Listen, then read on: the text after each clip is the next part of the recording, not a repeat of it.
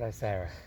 Paul is a birth worker, intensive care worker specialist for over 35 years, and a mediator, human rights and legal advisor for childbirth, and supervising or advocating legal cases around the world. And I want to talk with you about that today. I want to ask you maybe to give us a short overview over the current cases you've been looking at supporting. Okay, the contrast of cases, for example, recently there's two cases, one in Brazil where a doctor and his wife, a midwife, were sentenced to 14 and 11 years when a baby died from congenital abnormalities. The labour started at home, they transferred to hospital. So it's not really even any event that should definitely not be criminal. And then there's a contrasting case without a jury, just with one judge in Vienna, Austria, where the midwife was convicted of manslaughter, where a baby also died of congenital abnormalities. And the case in Brazil did have a jury, but the judge can very easily misdirect a jury, and the judge has been outrageous with the 14-year jail sentence that will never stand up in any kind of appeal. It's just made a statement saying this should stop women having home birth. So they're two recent cases. And I look back to cases 30 plus years ago of a midwife putting a woman in the car when she's bleeding, taking her to hospital after the birth of the baby, losing her license because she didn't have insurance, but she saved the woman's life. Then fast forward 30 plus years and a midwife putting up blood in an ambulance on the way to hospital, not waiting to check it with somebody, but again saving a life, struck off. So they're not criminal convictions. Then in Australia, criminal case for 5 years without a conviction, but by taking a case against somebody for 5 years, that itself is a kind of punishment.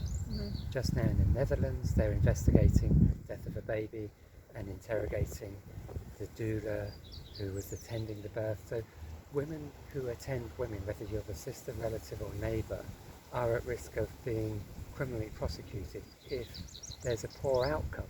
A poor outcome could be from congenital abnormality. It would happen in hospital anyway, as is the case in Brazil and many of the others. But a poor outcome could be anything that the state decide you did something wrong, something outside, and you should have perhaps done a cesarean or you should have done an induction. When there's no clinical evidence that you should have done continuous monitoring, as they said in Vienna. And what about the woman's choice and wish? So what's happening is more women are going for unassisted births. Yeah. How is this linked to the quality of the work the midwives and doctors are able to do? That question really reminds me to talk about if we do what's best for the family, the woman and the baby, that's best clinical practice. But if we're doing fear-based practice because we might lose our registration, our employment, or worse, go to jail, then we're not going to do the best thing for somebody. We're going to coerce them, convince them to do what we think is best for us, safest for us, not even what's safest for them. So doing a cesarean that results in an unnecessary infection that could be catastrophic for the mother and or baby, or bleeding where she bleeds, even sounds very dramatic, to death, it's very, very rare. But there are problems from cesareans, and people think, oh no, that's a safe option. Or take this drug, it's a safe option, and you have a massive reaction to the drug. So the families live with the consequences of the decisions. That's why they need to make the decisions. However much more knowledge the care professionals have or think they have, we do not live with the consequences of the decisions the families do. Yeah. So fear-based work against versus best practice, where you really care for the families, what the families need. Yeah, and sometimes you can have some research, for example, saying CTG is a good thing. You can have some research saying CTG is a bad thing. Yeah. So you can show a professional body of knowledge supports your practice, that you didn't do a CTG, that's continuous monitoring of the baby. And that could be not only reasonable and rational and supported by the professional body and logical, it's the woman's choice. Yeah. Why should we care? Like, all people who already gave birth, who are finished giving birth, who have their families, who are single, why should we care about these convictions worldwide? Well, we're in what danger. What do they mean for our society? Do we want robotic type people to look after us?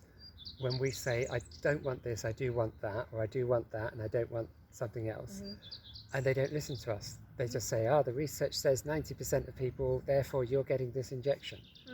It's like, but it's my body, it's my choice. Yeah. And that's how women often feel about it. Some women are passive and they hand over responsibility. They don't always feel able to respond to their own life events of how they're managing their life and their pregnancy and their birth. And okay, if you hand over responsibility, you get what you get. Yeah. But you're going to get different things in different hospitals and different clinicians on different days. And in Europe particularly, where there's so many different countries, you could step over a border from one to another and get completely different care. Yeah, yeah. It's not logical at all. No. But it's, we see similar things we saw them during COVID. We Yeah. saw doctors being convicted for helping children, writing them a doctor's note that they didn't have to wear the mask when they got panic wearing the mask, for example. And these doctors got convicted and got their license taken away, got sued, got put into prison. We see similarities to this, what's happening with birth workers all around the world. So do we want state control of our lives, or do we have the human right to private and family life, the right to bodily autonomy, to make choices for ourselves?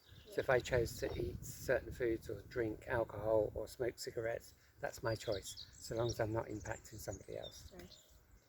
Maybe last question, what would you tell our viewers, what can we do against this, or what can we do about this? I'd say we need to be creative with the law. So not only do we challenge and appeal, but we appeal the appeal. We go around, we go over, we find another organisation. So if a judge has made a wrong decision, or even a jury, we can do the appeal, but we need to publicise it. We need to look at the rationale for the judge. Is the judge actually got mental capacity? Is the judge 70 years old, a bit crazy, shouldn't be practising? You know, these are valid questions which are not looked at because we're shy of these things. So we need to challenge the challenger, but with kindness and education, and have kind boundaries. It's not okay for somebody to do something without your consent. And if you're not getting what you want, you appeal it, but you also take legal actions against the people that are doing it. They then have to file a defence within 2 or so weeks. If they fail to file a defence, you actually win the case. But you're putting them on the back foot instead of all the time saying, please don't hurt me, please give me what I want, please respond to my complaint. And you're ignored. That could be for years. Very little energy and effort. Everybody says, I can't pay lawyers lots of money. You don't have to. No. You do it yourself. You fill in a form, what was done wrong, who it was, when and where, put some evidence, some facts, sign it, put it to the court. The court will tell them to give a defence, and it might come to nothing. If we're not attached to it and attached to the outcome, we'll just do what we can. So if there's something in life that we don't like, we want to stand up for ourselves and for others, because if we don't stand up for ourselves, we're so passive. I truly believe in standing up for others, which is why I do the work I do, because who will stand up for me if I've never stood up for anyone else? Yeah. I don't expect anyone to stand up for me, but there's little chance of when, you know, there's a poem, if you don't stand up for the Indians or the Africans, who's going to stand up for you when I'm being challenged? Or whether it's the nurses, the doctors, if we don't stand up for them. It's still all about all of us. Thank you. So it's about turning around the spears, not being defensive, but confronting the We don't need to make the enemy a demon or an enemy. It's part of ourselves. We're all in it together. We're affected by everything. We're related to everybody in some way. So we can disagree with what they're doing, but have the humanity to connect to the other person, the prosecutor. Say, I think what you're doing is wrong. We're going to challenge it this way and that way.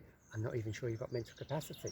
You might need to stop practicing and take away their license. But it's not done attacking the person or being so submissive that we'll let anything be done to us. It's just gently asserting, I am. I have rights. Yeah. And so do you. Thank you so much for your work. Thank you, Sarah.